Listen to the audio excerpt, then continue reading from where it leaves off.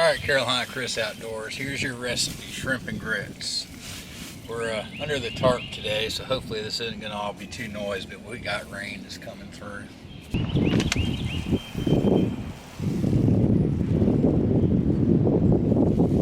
Now I live in South Carolina, and I've ate my share of shrimp and grits. I've never cooked it, so I went to Southern Living, and I got a recipe. Alright, now what we've got here today for the shrimp is some bacon. I've got a 1/4 pound of never frozen fresh wild shrimp.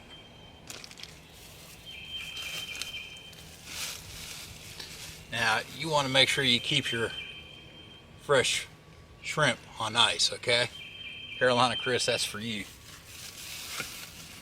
And going into those shrimp, we're gonna coat them in a little flour.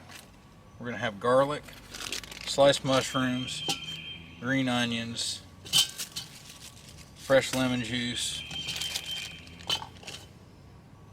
and the recipe calls for Tabasco sauce, but this is Carolina Chris's video, so we're rolling Texas Pete. You see there, Chris, we do it large at my house. For our grits, we're going to be using a stone ground white grit. I've got Parmesan and cheddar cheese, pepper. I put some salt into the grits already. Well, let's get cooking. Now for me, a nice hearty serving of grits starts with about 1/3 cup of the raw ingredient, and then it's 1 to 4 parts water. So I need 1 1/4 cups of water. The ribbing on my little Phoenix makes a great place to strike these little strike anywhere matches.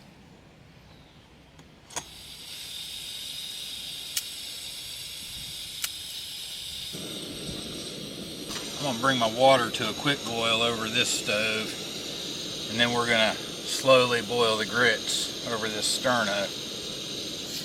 Now I'm not using quick cook grits, so these are going to take a while to cook. About 15 minutes for this brand. So what we're going to do, we'll get it going. We'll get it slowly boiling away there on the sterno, and then we'll prepare everything for the grits and cook them up while it does its thing. Alright, once we come to a boil, you want to put your grits in stirring. And if you don't stir, you're going to clump up. So make sure you get a good stir. Then you want to transition that to a medium-low heat. And you want to get your chicken and set your chicken for 15 minutes.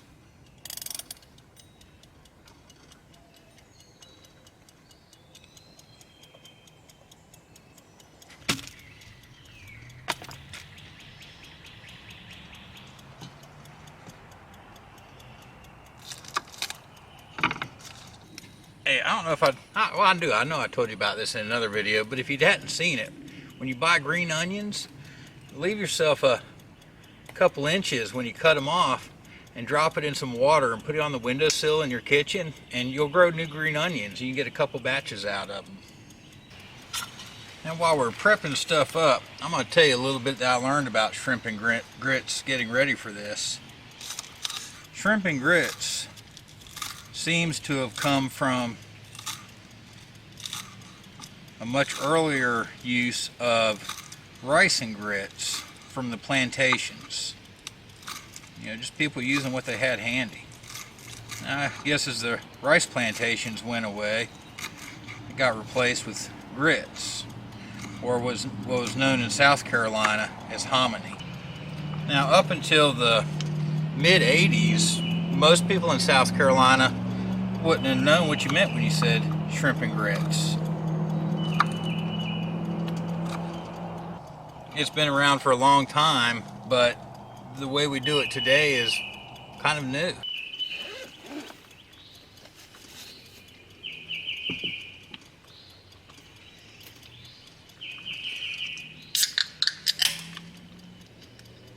I think I'm going to use a little bit of this ice from the cooler while we're cooking.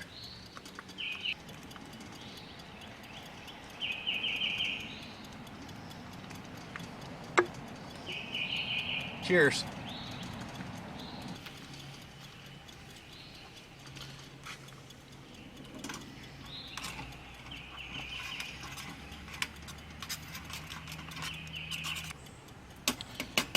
Now, when you're cooking grits, don't be too scared of them. If they start to thicken up more than you want them to before they're done cooking, just add a little water.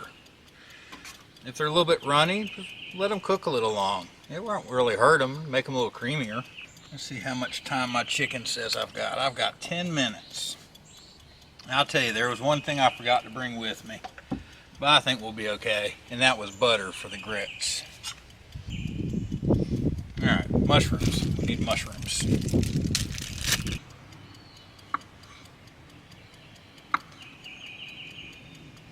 You know what? I think the 2 mushrooms will be adequate. I'm going to save this one for later. So in 1930, the 200 Years of Charleston Cooking book came out. And it had shrimp and grits. What it called it, though, was shrimps with hominy. And it is noted to be a delicious breakfast. It is simply hominy, white grits, cooked, and with shrimp that's sauteed in butter with salt and pepper. That's it. Very humble beginnings for the shrimp and grits. Your grits are supposed to get some black pepper. Let's see, I need my bacon. We need to fry the bacon. Which means I gotta start the stove again.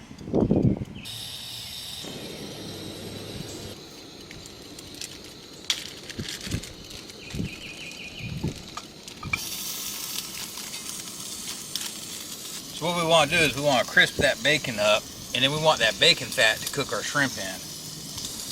So 1930, you had that first recipe. Then in 1951, you had the Charleston Recipes, Charleston's definitive cookbook of the 20th century that was published. Now, in that recipe, you started to add some green peppers, the bacon fat, onion, some Worcestershire sauce, and some ketchup. And that's where you start to get that brown gravy you see on some of the shrimp and grits. Now this recipe doesn't have that. We're not going to have the brown gravy, but that's where that came from. And that's the way it was done till basically the end of the century. Alright, so the grits are about ready. They get a nice little shot of, well, today, Texas Pete. The recipe calls for Tabasco.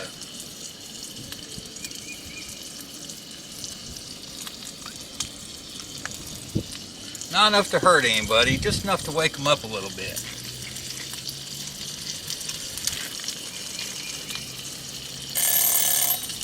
Hey, there goes my chicken.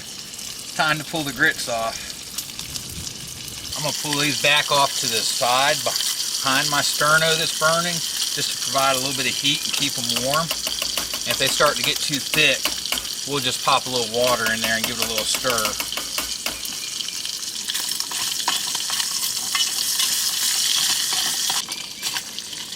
Now today we're cooking in a GI cup and the Arctic Canteen Cup, both military issue.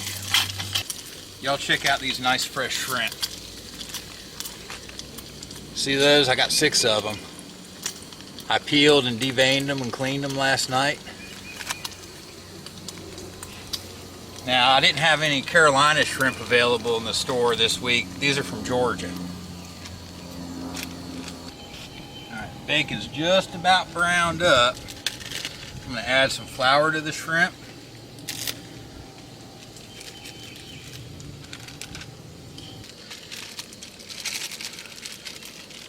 Now I bought the 21 to 25 count shrimp, and what that means is you'll get approximately 21 to 25 shrimp per pound. Now Bill Neal was kind of credited for taking this to the nation.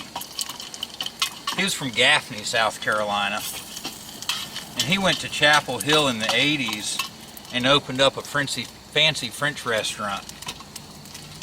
And this is one of the things he served. Now somehow from all of that, you get to Robert Stelling of the Hominy Grill in Charleston, South Carolina. And Robert Stelling is the one whose recipe we're cooking today.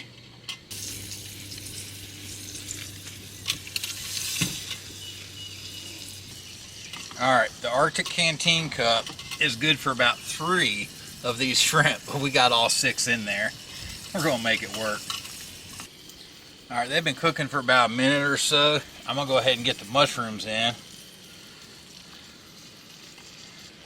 And as long as I can find it again online, I'll put the link to this whole article. I just kind of paraphrased some of it for you. And the part about the shrimp and rice was something I read elsewhere. The recipe that we're cooking from also says 2 to 4 people, and I just cut it down for a single serving for myself today.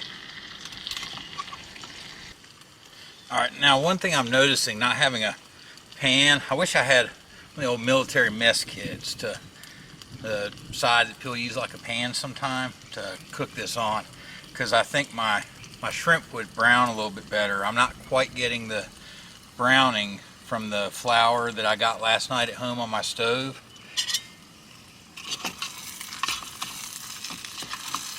Yeah, you didn't think my family was going to let me cook shrimp and grits and not make them some, did you? Yeah, we did a test run last night. And so this is kind of stewing a little bit, but it's going to be good. Alright, I'm going to get my garlic in. Ooh, the storm is coming. Alright, now off the heat, the recipe says we want to add our onions and bacon back in, and we want to add a shot of the Texas Pete to the shrimp.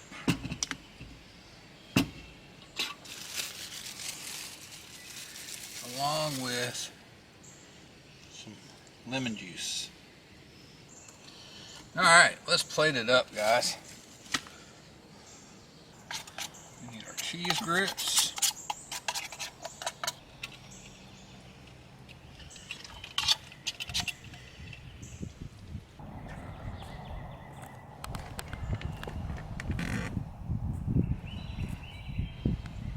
Alright guys, there you got it. Straight out of Charleston, South Carolina. Shrimp and grits. Carolina Chris, I hope you like it. Yeah, let's see what we got.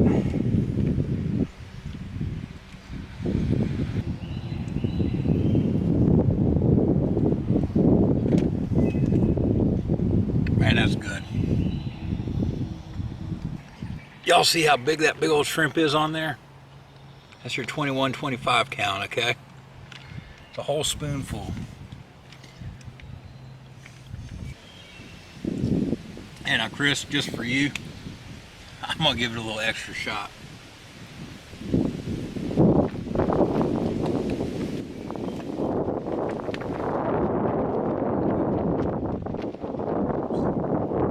little extra lemon, shrimp. Woo-wee.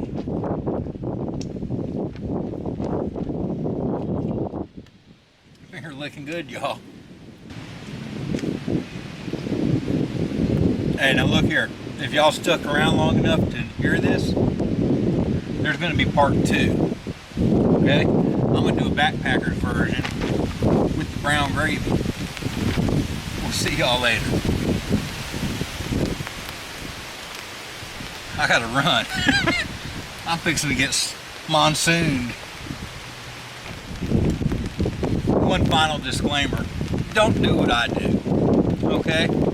The ice that you have your raw meats and stuff in, that's cross-contamination. Don't use your ice for drinks. That's silly. Use a separate cooler.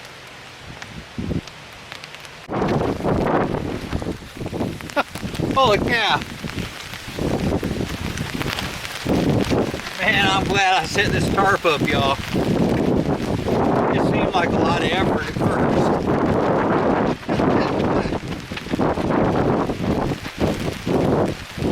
The effort was worth it, though.